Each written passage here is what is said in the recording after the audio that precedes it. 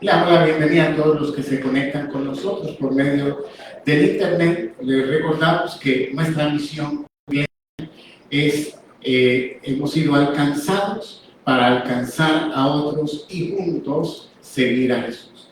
Y eso lo tenemos que tener en cuenta de una manera muy importante, ir aumentando esa hambre de llevar su palabra a otros. La semana pasada vino un hombre a la casa de FedEx para traer una caja y me tocó, lo recibí y en ese momento Cata sacó la cabeza y entonces empezó a hablar acerca de la perrita y esto y lo otro. Y total que ahí cuando empezó la conversación me preguntó que si yo era el pastor, yo le dije que sí, ahí empezamos a hablar y es una persona que conoce a Cristo pero que se ha apartado de congregarse. Y bueno, ahí he usado el método de los mensajes que mandamos diariamente. Le dije, dame tu número, te voy a mandar los mensajes diarios y ahí se los estoy enviando. Me está contestando, ha querido venir, pero situaciones le están pasando. Pero lo que quiero decirles es que tenemos que buscar la manera de cómo acercarnos a las personas y llevarnos al Señor. Es muy importante, usted quiere ver a Dios moverse en su vida, recuerde que Dios se va a mover de una manera más poderosa cuando hacemos su obra. Entonces, le comparto esto para que entienda que estamos aquí en la iglesia para entrenarnos, capacitarnos, recibir la palabra, pero necesitamos estar activados en donde quiera que vayamos. Es bien fácil, yo oro al Señor y digo, Señor, estoy dispuesto a hablar de ti, enviar a las personas, y eso es lo que me pasa, que las personas se acercan y empiezan a hablar, y cuando yo veo, se da la oportunidad. También use esto de los mensajes, también es otra manera de evangelismo, porque ya empiezan a escuchar la palabra diariamente. De manera que hoy estamos entrando en Apocalipsis. Esta es una serie, ha sido larga, porque apenas vamos en el capítulo 2 y esta es la 8ª enseñanza. Y vamos a hablar hoy de la iglesia de Tiatira. Este mensaje a la iglesia de Tiatira es uno de los mensajes más largos que el Señor le habla a las iglesias, pero es interesante porque Tiatira está en una de las ciudades menos importantes que Éfeso, que Esmirna o Pérgamo. Y esto nos enseña que a Cristo, el Señor, no mide la importancia de la iglesia por el tamaño de la ciudad donde está, sino por la condición de la iglesia. La condición espiritual es lo que el Señor está mirando. Sin embargo, Tiatira era una ciudad comercial, una ciudad conocida por sus oficios. También ahí se tinturaban las telas y había muchas actividades económicas. En Hechos capítulo 16, verso 14, dice: entonces una mujer llamada Lidia, vendedora de púrpura de la ciudad de Tiatira, que adoraba a Dios, estaba oyendo al Señor y abrió el corazón de ella para que estuviese atento a lo que Pablo decía. Haciendo referencia de esta mujer que pertenecía a Tiatira, esa ciudad donde había mucho comercio. Ahora, una de las cosas que creo que es importante que nosotros podamos entender, que es una bendición tener un negocio propio, o que Dios nos dé algo donde podamos independizarnos económicamente, eso es bueno. Pero aquí había un problema con muchos de estos negocios en Tiatira, porque se involucraban situaciones religiosas, prácticas de idolatría y un ambiente de inmoralidad. Y a veces, para prosperar económicamente, muchos creyentes se veían presionados a entrar en estas prácticas, comprometiendo su fidelidad con el Señor. Y por eso se hace un poco difícil cuando queremos agradar a Dios y andamos en un mundo donde las cosas muchas veces son corruptas. Pero es ahí donde, cuando empezamos a poner a Dios de primero, vamos a ir viendo cómo Dios también nos empieza a honrar, a bendecir y a abrir puertas. No sucede inmediatamente, pero estamos siendo probados en muchas de las áreas de nuestra vida. Y eso era lo que estaba pasando ahí en Tiatira. Ahora, Cristo reconoce el amor, el servicio de esta iglesia, el crecimiento de esta iglesia, pero no tolera que se sacrifique la santidad en el nombre de la tolerancia. Apocalipsis 2:18 dice: y describí al ángel de la iglesia en Tiatira, describe al ángel de la iglesia en Tiatira, al Hijo de Dios, el que tiene ojos como llama de fuego y pie semejante al bronce bruñido, dice esto. Es así como se presenta Jesús a esta iglesia de Tiatira y le dice, se presenta como el Hijo de Dios. Es un título que afirma la autoridad divina del Señor, su señorío y el derecho de juzgar a la iglesia. Yo no me gusta juzgar a nadie, no me gusta juzgar a las personas. Como pastor no me gusta investigar la vida de la gente, no me gusta perseguir a las personas. Inclusive me gustaría que más personas de la congregación asistieran y otros se unieran a la congregación. Pero aún tampoco puedo traer a las personas forzadamente. Creo que tenemos que confiar en Dios. Creo que hacemos nuestra parte, pero Dios tiene que poner tanto el querer como el hacer en las personas. Pero hay una cosa que tenemos que entender.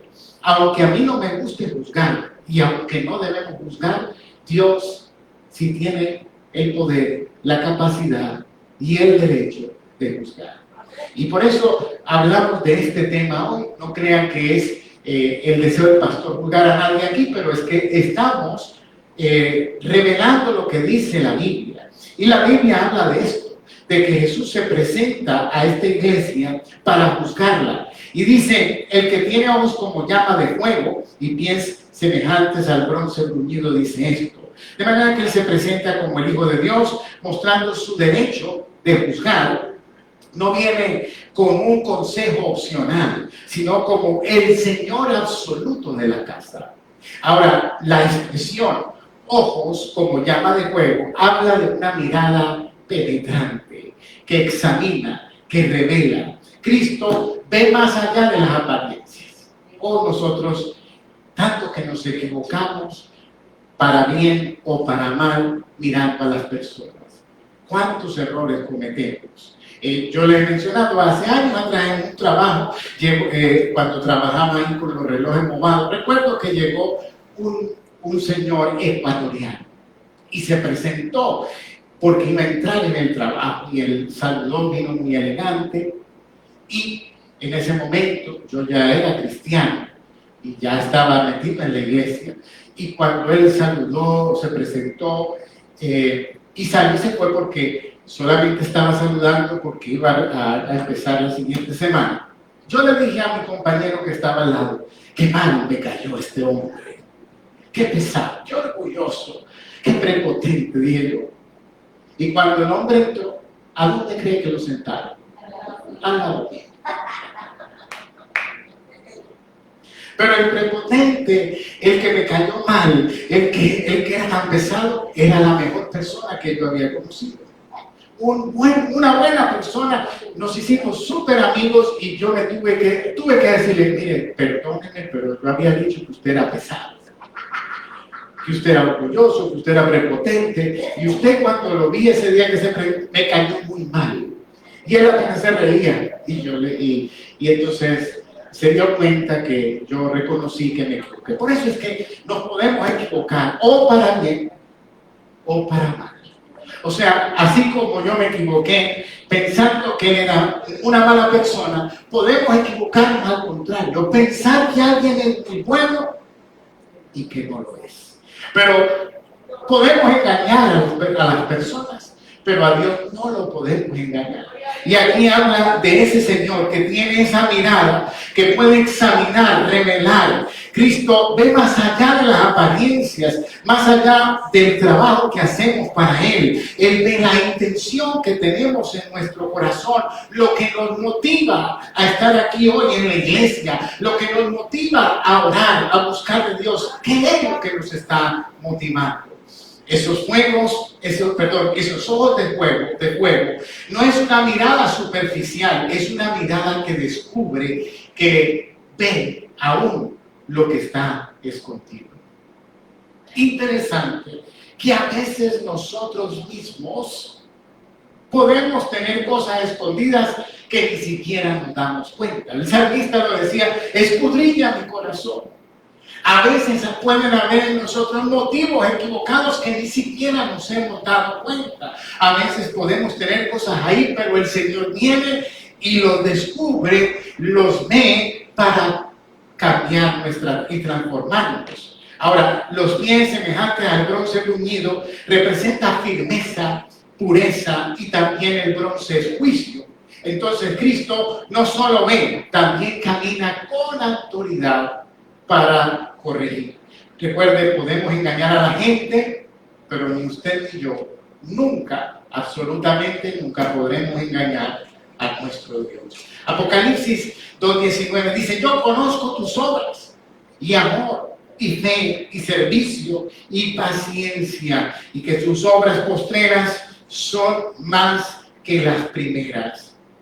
Cristo recomienza, una vez más, vemos el principio de cómo Jesús, Él comienza reconociendo las cosas positivas de esta iglesia, porque le va a llamar la atención, pero Jesús reconoce todas estas cosas de su obra. Ahí las tenemos. Reconoce el amor, que era una iglesia que no era fría, que había afecto, que había cuidado, que había sensibilidad. Era una iglesia que tenía fe, que confiaba en Dios. Era una iglesia que se movía en el servicio, había trabajo práctico, ayudaban, había entrega, había disposición. Era una iglesia paciente. ¿Y qué es una iglesia paciente? Que perseveraba aún bajo presión y crecimiento. O sea que esa iglesia estaba en un desarrollo, en un crecimiento, y estaban diciendo que las obras postreras eran mayores que las primeras. Ahora,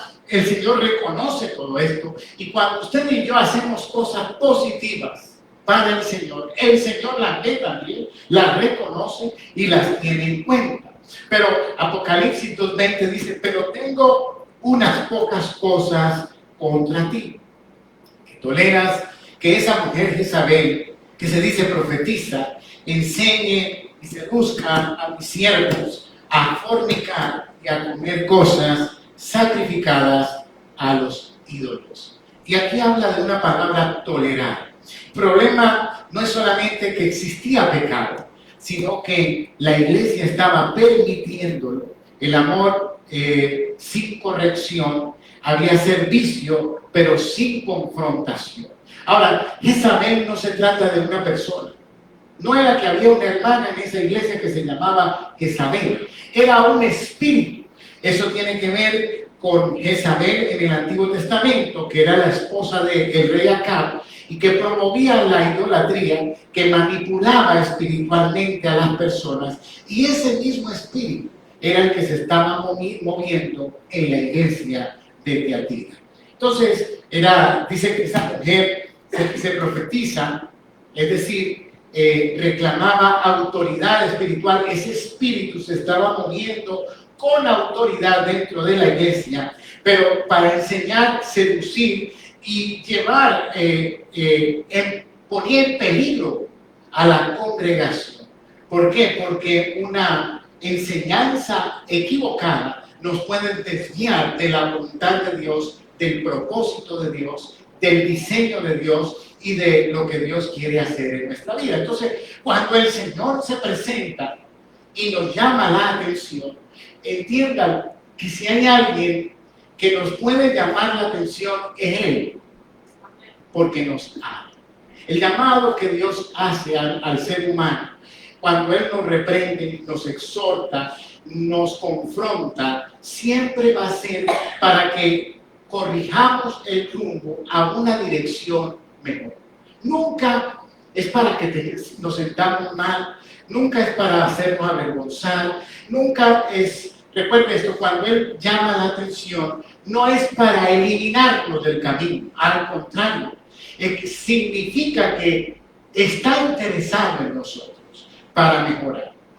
Entonces, aquí en el verso 21 dice, y he dado tiempo para que se arrepienta, pero no quieren arrepentirse de su fornicación. Cuando se habla de fornicación, aunque es un pecado sexual, también se aplica a lo espiritual. Y más que lo más probable, se estará tratando a un espíritu de fornicación en el área de la vida espiritual. Y aquí vemos también la misericordia de Cristo porque da tiempo. Dios nos da tiempo. Dios le está dando tiempo a la humanidad. Le está dando tiempo a las personas para que lleguen, para que se acerquen, para que cambien, para que se reconcilien con el Señor, para que da oportunidad. Dios es un Dios de oportunidades. Y si usted y yo estamos aquí, es porque Dios nos ha dado oportunidad. Porque ese es nuestro Dios. Imagínense que si no diera oportunidad, desde mi persona en adelante, ninguno de nosotros ya estuviéramos todos descalificados, arrancados y destituidos. Pero si estamos aquí, es porque tenemos un Dios de oportunidad. Apocalipsis sigue hablando en el verso 22, pero aquí vemos que nos llama a un arrepentimiento. ¿Qué es arrepentimiento? Lo he dicho, pero es importante recordarlo, que no es solamente llorar, no es solamente sentirse mal. A veces nos sentimos mal, a veces puede ser que lloremos, pero en realidad arrepentimiento es cambio de mente. O sea, de nada sirve llorar y seguir igual. De nada sirve sentirse mal y seguir repitiendo las mismas cosas. A Dios no lo conmueven los llantos. A Dios lo que le interesa es que nosotros entendamos el mensaje y corrijamos el rumbo cuando hay que hacerlo. Apocalipsis 2:22 dice aquí, yo arrojo en cama y en gran tribulación a los que con ella adulteran, si no se arrepienten de las obras de ella. De verdad que vemos un pasaje muy fuerte. Vemos un pasaje donde el Señor se levanta de una manera de juicio que prácticamente no se ve mucho en la palabra de Dios. Pero estamos hablando del libro de Apocalipsis, que es el libro donde Dios desata o se enfrenta contra el mal. Va a terminar el mal en la tierra, va a destituir al anticristo, va a juzgar. Entonces vemos aquí cómo el Señor se levanta de una manera muy fuerte, trayendo juicio, pero este juicio, recuerde, con la idea de que las personas cambien, se arrepienten y llegarán. Yo sé que hay un mensaje que nosotros podemos predicar, que se arrepientan las personas o se van a ir, las van a meter en la paila con aceite, se van a quemar, que lo está esperando el infierno, que Satanás tiene un tridente y los va a usar eternamente. Bueno, usted puede predicar así. No es mi estilo. No es mi estilo. Pero quiero decirle algo. Hay gente que se ha convertido así. Hay gente que, entonces, no es mi manera, no es mi estilo, pero hay gente que necesita que hablen así para convertirse, porque no todo el mundo entiende de la misma manera. Hay gente que va a tener que sentir una situación muy crítica en su vida para cambiar. Pero inclusive hay gente tan terca, que aunque le pasen miles y miles de cosas, no, definitivamente no y no. Entonces, le digo esto porque recuerdo que un evangelista hablaba de esto, que él era muy cuidadoso y amoroso al predicar, pero que de pronto se dio cuenta que cuando iba ahí a la calle, en una zona de su barrio, había un hombre que predicaba todo de Satanás, del infierno, te vas a ir, que eso. Entonces, él trató muchas veces de predicarle a algunas personas que conocían y no le hacían caso con el mensaje de amor, pero de pronto se convirtieron y se transformaron por el mensaje de ese hombre que predicaba así. ¿Qué le quiero decir con eso? Solo Dios sabe cómo va a ser la forma y la manera de que Dios toque a alguien. De manera que ahí Dios trabajará. Y por eso aquí vemos esta parte del juicio, que puede ser que uno llega a través del amor de Cristo, pero otro llega por medio de una situación difícil, otro llega, como decía la hermana, por miedo, por terror, por pánico. Muchas situaciones, si empieza una guerra, si cae una bomba atómica, se llenan las iglesias. Bueno, si cae en alguna parte del mundo, le aseguro que los que donde no cayó van a venir a la iglesia. Es que el que no cree en Cristo, cuando ve que el avión se va a estrellar, empieza a clamar. Entonces, es el ser humano, es así. Hasta el que no cree. Miren, a mí me han dicho gente que no cree en Cristo, que ore. Entonces, ¿qué quiere decir eso? Que el ser humano muchas veces niega a Dios, pero cuando ya ve que se está yendo al hueco, busca al Señor. El verso 23, y a sus hijos heriré de muerte, y todas las iglesias sabrán que yo soy el que escudriña la mente y el corazón, y os daré a cada uno según vuestras obras. Un pasaje también muy fuerte, pero aquí habla de que el Señor ve la mente y el corazón. Dios mira lo interno, Dios mira nuestra motivación, pero algo que me gusta de este, aunque fuerte el pasaje, algo que me gusta es que dará a cada uno según su obra. ¿Eso qué significa? Que Dios trabaja o somos responsables cada uno de nuestro futuro, nuestras decisiones, si seguimos o no al Señor, hasta dónde queremos ir con el Señor, qué tan profundo queremos llegar, hasta dónde queremos crecer. Eso es tan personal y tan individual. Ahora, el verso 24 y 25, pero a vosotros y a los demás que están en Tiatira, a cuantos no tienen esa doctrina y no han conocido lo que ellos llaman las profundidades de Satanás, yo os digo, no os impondré otra carga, pero la que tenéis, retenedlo hasta que yo venga. Entonces, el Señor está diciendo, bueno, tengo un mensaje fuerte para esta iglesia de Tiatira. Reconozco su amor, reconozco su trabajo, reconozco todo lo que han hecho, pero también me doy cuenta que están mal en otras cosas. Y ahí viene esta parte del juicio, pero aquí reconoce que no todos los de la iglesia de Tiatira están mal. No todo el mundo. No toda la congregación de Tiatira estaba envuelta en el problema. Por eso le dice, les pide que retenerlo hasta que yo venga, que retengan que lo bueno.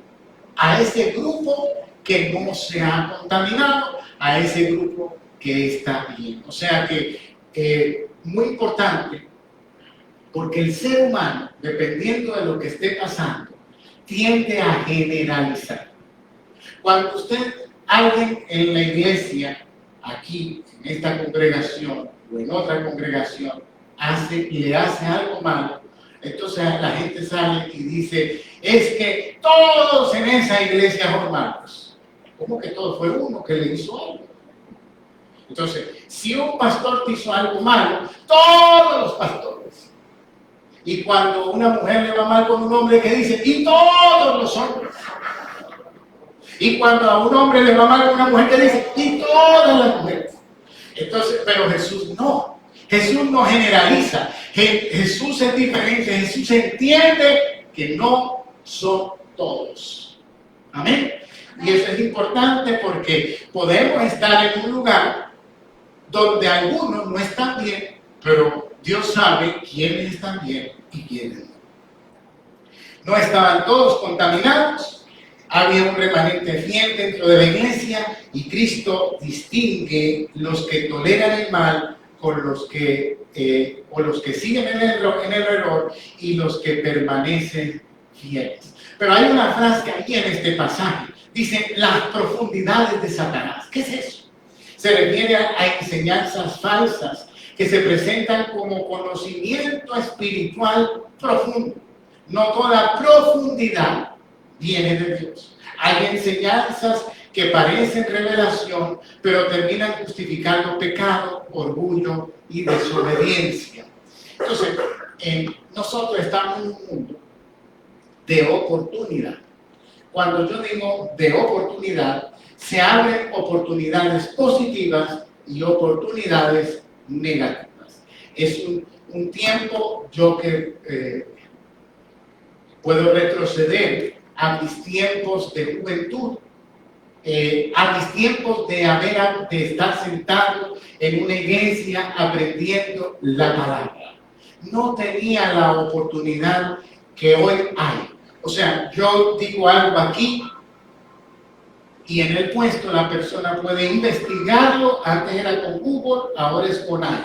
Con inteligencia artificial se puede comparar, se puede hacer una investigación y se puede saber si lo que yo estoy diciendo está bien, está mal, está correcto o no, por qué.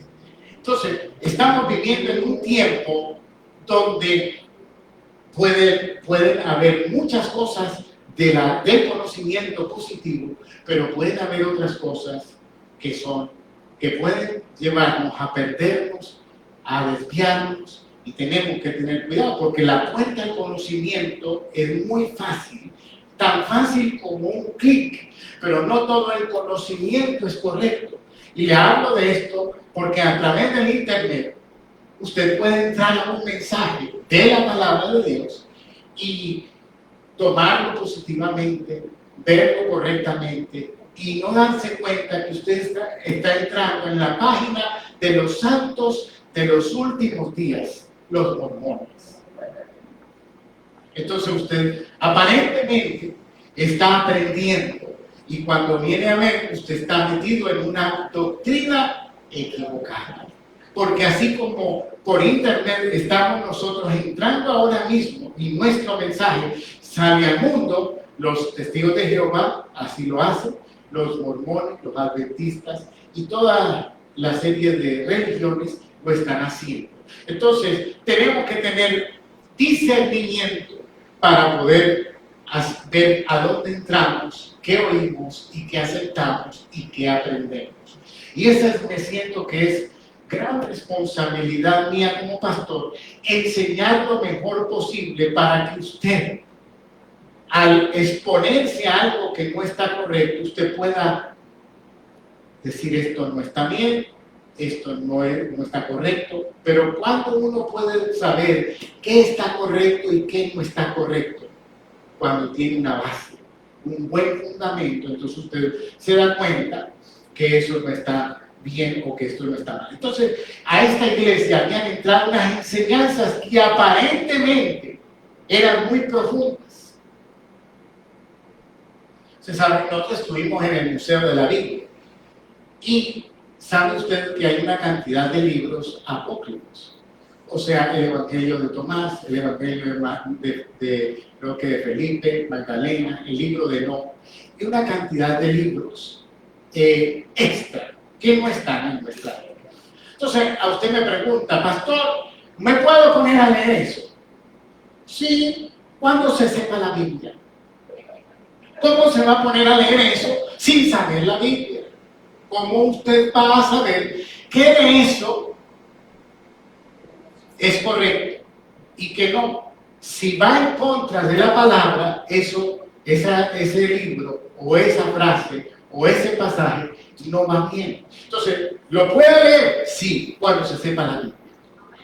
Entonces, mucha gente quiere leer otras cosas, pero no sabe la Biblia. Y digo, pero si tú no sabes bien la Biblia, ¿para qué te vas a meter a estudiar otra cosa? Primero aprende la Biblia, primero aprende la palabra de Dios, la que tenemos, que con esa le aseguro que no se va a desviar, no se va a perder, y cuando ya la tenga, usted puede investigar en otras cosas y orar.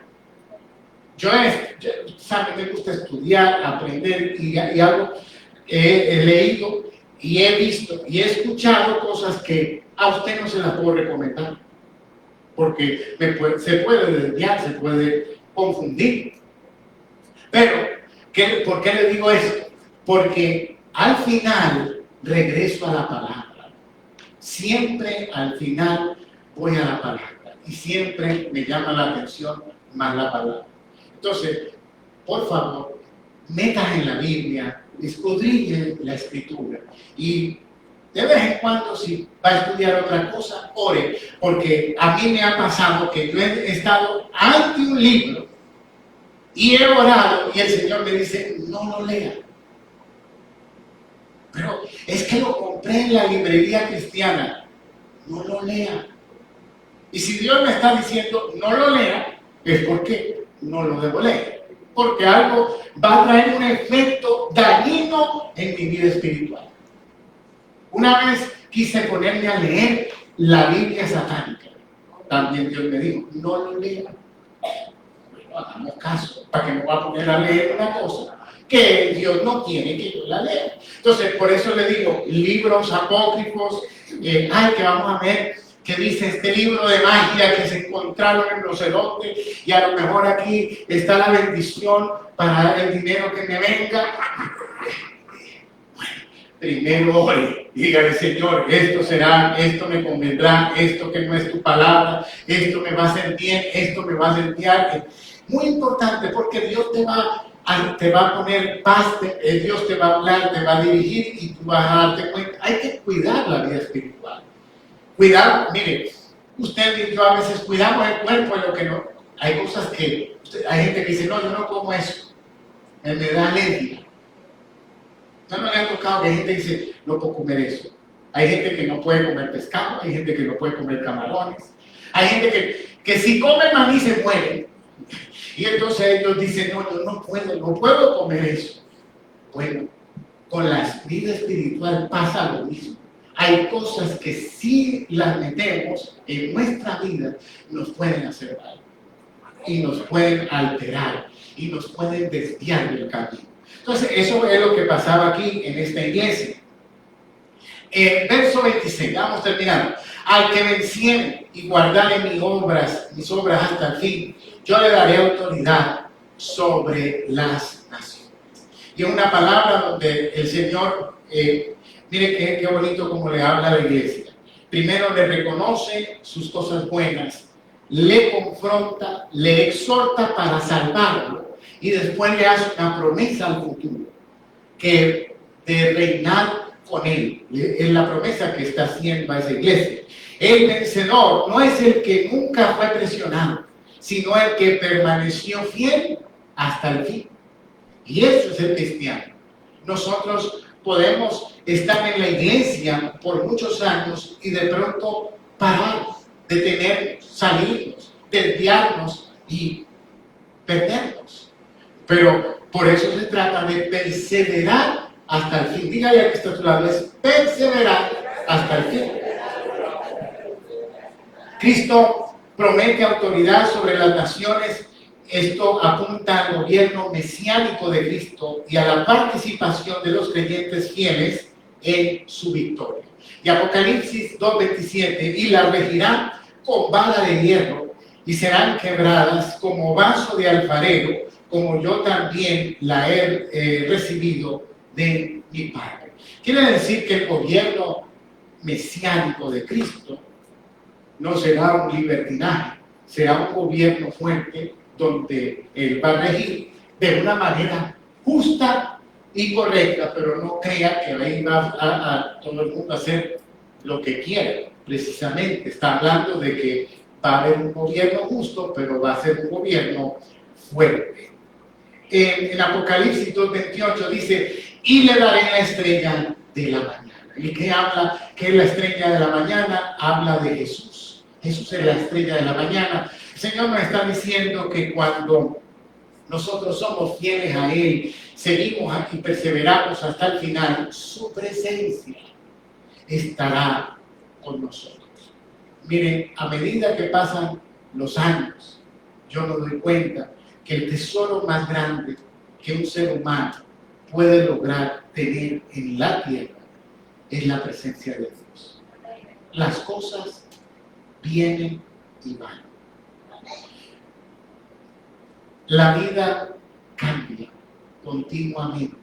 Hoy podemos estar en la cúspide y mañana bajar. Las cosas suben y bajan. Hoy las personas que te quieren pueden decirte ya no te queremos. Las cosas pueden cambiar. El carro nuevo se puede dañar. La casa se puede perder. Pero hay algo. Y hay gente que yo creo sinceramente que Dios nos quiere bendecir. Y una de mis oraciones por la iglesia es que todos seamos bendecidos. O sea, no crea que yo le digo al Señor, Señor, que les vaya mal a los hermanos. No, de ninguna manera. Pero quiero que entiendan que lo triste es perseguir la prosperidad en esta tierra y alejarse cada día más de Dios. O sea, hay una prosperidad bíblica, pero esa prosperidad bíblica habla de poner a Dios primero y Él va a hacer la añadidura. Pero aquí en el área donde vivimos a veces se hace muy difícil hacer eso, pero difícil, mas no imposible, se puede. Pero es muy importante tener esa mentalidad, porque al final hay gente que ha luchado demasiado por obtener las cosas y al final pierde su salud, están alejados de Dios, pierden su familia. Aquí, hace unos años atrás, nunca voy a olvidar eso, porque hay cosas que pasan a uno como pastor que te traen como una marca. O sea, a mí se me olvida casi todo, pero hay cosas que uno no, eso no se me va a olvidar. Y fue un señor que vino aquí llorando, un señor grande, llorando como un bebé, que necesitaba ayuda, consejo, oración. Bueno, él necesitaba todo de mí. Me lo trajeron de emergencia. El hombre trabajaba en la New Jersey Transit, en los buses. Entonces él compró una casa. La casa era para pagarla en 30 años. Pero él dijo, la voy a pagar en 15. Y trabajaba 80 horas a la semana. Pero cuando pagó la última cuota de la casa, la mujer le dijo, mi amor, ya no te amo. Ya tengo otro. Le sacó las maletas y lo sacó de la casa. Hello. Imagínense. Y ese vino para que yo le ayudara. ¿Y cómo yo voy a ayudar? Cuando lo que él hizo, aparentemente un esfuerzo positivo, pero él abandonó a su mujer, la descuidó, y cuando ya tenía eso listo y comprado, la mujer ya tenía otro y ya le dio un otro. Eso no me lo contaron, no fue que me dijeron, aquí estuvo el hombre conmigo llorando. Acababa de terminar de pagar la casa. Entonces, ¿qué pasa? Que a veces tomamos unos aceleramientos, y yo no digo que no nos esforcemos, pero cuidado con la presencia de Dios, cuidado con lo más importante, porque eso es lo que nos va a ayudar. Es preferible paso a paso llegar bien, que no es, él sí la logró. Recuerden, 15 años, eso es yo me quito el sombrero, 15 años compró una casa que era para 30, pero ni vive en ella, ni la disfrutó. Le tocó a otro hombre, él no sabía si matar a la mujer, si quitarse la vida, mejor dicho, él no sabía ni qué tomar, ni qué decisión. Entonces, son cosas que las comparto, porque a veces el enemigo poco a poco, nos va sacando y Dios nos quiere ir metiendo. Amén. Ahora, Apocalipsis, y con esto termino. El que tiene oído, oiga lo que el Espíritu le dice a las iglesias. Y ahí nos muestra una vez más que todo el mundo tiene oídos físicos, pero también hay oídos espirituales. Y él está diciendo aquí que el que tiene oídos espirituales, que escuche. Hoy podemos tener buena música, buen servicio, buenos programas. Podemos crecer como iglesia, podemos tener amor entre nosotros, actividades ministeriales, pero si toleramos el pecado, la manipulación, la falsa doctrina o la inmoralidad, Cristo nos va a llamar al arrepentimiento. Tiatira nos enseña que el amor sin verdad se vuelve permisividad. La tolerancia sin santidad se convierte en complicidad. El servicio sin discernimiento puede terminar sosteniendo aquello que Dios quiere corregir. También nos desafía personalmente a cada uno de nosotros, y con esto recuerden la conclusión, y aquí concluyo con estas preguntas. ¿Qué estoy tolerando que Cristo ya me pidió confrontar? ¿Qué voz estoy escuchando que me aleja de Él? ¿Qué área de mi vida parece espiritual, pero está justificando desobediencia? ¿Estoy creciendo en obras, pero debilitándome en santidad? ¿La iglesia actual necesita amor? Sí, pero necesita también pureza. ¿Necesitamos servir? Sí, pero también necesitamos discernimiento. ¿Necesitamos crecer? Sí, pero creciendo bajo el señorío del Señor. De manera que no basta con hacer mucho para Dios y al mismo tiempo toleramos lo que ofende a Dios. Pero también nos deja una promesa gloriosa: el que vence, el que guarda las obras de Cristo hasta el fin, el que no se deja seducir, el que recibirá autoridad, victoria y sobre todo recibirá a Cristo mismo, la estrella de la mañana. De manera que hoy hemos compartido un mensaje para mí como que estremece el alma, porque muestra un Señor amoroso que reconoce todo, absolutamente todo lo bueno que hacemos, pero que también nos confronta porque quiere que nosotros nos conduzcamos de la mejor manera y al final nos da unas promesas para la eternidad de gobierno, de su presencia, para que tengamos en cuenta que las cosas aquí en la tierra son temporales, pero lo que Dios nos ofrece es totalmente eterno. Señor, una vez más creo que tú nos quieres bendecir a cada uno de nosotros, cada familia, cada persona. Yo creo, Señor, en nuevos negocios, nuevas oportunidades. Yo creo que Dios, tú quieres duplicar las entradas a las personas en este lugar. Eso lo creo firmemente. Creo que tú eres un Dios bondadoso, poderoso y que bendice a su iglesia.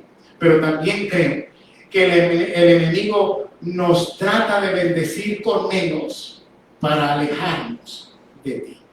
Oh Dios, ilumina nuestro corazón, ilumina nuestra mente para que podamos discernir qué es lo bueno, qué es lo malo, qué es lo que nos conviene y qué no, y qué es lo que nos está alejando de Dios y qué es lo que debemos, qué es lo que nos acerca a ti. Porque al final el secreto está en algo tan sencillo.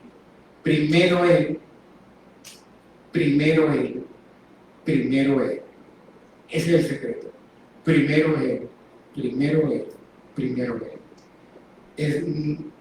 Es bien sencillo y lo podemos decir: yo te amo, Dios, yo te necesito, tú eres lo primero. Pero eso es una cosa, es decirlo, y otra cosa es vivirlo. Es ahí nuestro objetivo, vamos a decirlo así: poner a Dios de primero en medio de un mundo que cada día está más frío, que cada día está más alejado de Dios, de que cada vez pone a Dios a un lado, o que ven a un Dios como el Dios que provee, que sana, que bendice, pero no están enamorados de Dios. Y Dios nos está llamando a entrar a ese amor cercano, a esa relación personal, a esa entrega. Yo te invito a que cierres tus ojos ahí, que reflexiones sobre esta palabra, porque al final lo que Dios quiere es bendecirnos a cada uno de nosotros. Y recuerde una vez más, no estoy aquí para juzgar ni señalar a nadie, yo solamente he compartido el mensaje a la iglesia desde aquí. Y si hay algo que se presenta o se parece a nuestra vida, es porque la palabra, digo una vez más, nos está hablando al corazón, pero para bien, nunca para mal. Nunca Dios nos habla para desecharnos, para abandonarnos, para juzgarnos, sino al contrario. Una vez más, recibe el abrazo del Señor, recibe el amor de Dios, recibe la presencia de Dios, recibe en este momento ese abrazo que el Señor te da. Porque si hay alguien que te anhela con amor eterno es Cristo Jesús. Y si hay alguien que te está pidiendo más es porque te ama. Si no le importaras, Dios no nos llamara la atención. Pero nos llama la atención porque le hacemos falta, porque nos ama. Señor, gracias te damos. Gracias, oh Dios, en esta noche por tu presencia en esta congregación, en mi vida, en este púlpito, en mi familia y en cada familia de la iglesia. Señor, una vez más reconozco que sin ti no podemos vivir y que te necesitamos. En el nombre de Jesús. Amén. Isaac, parar por favor la computadora. Gracias.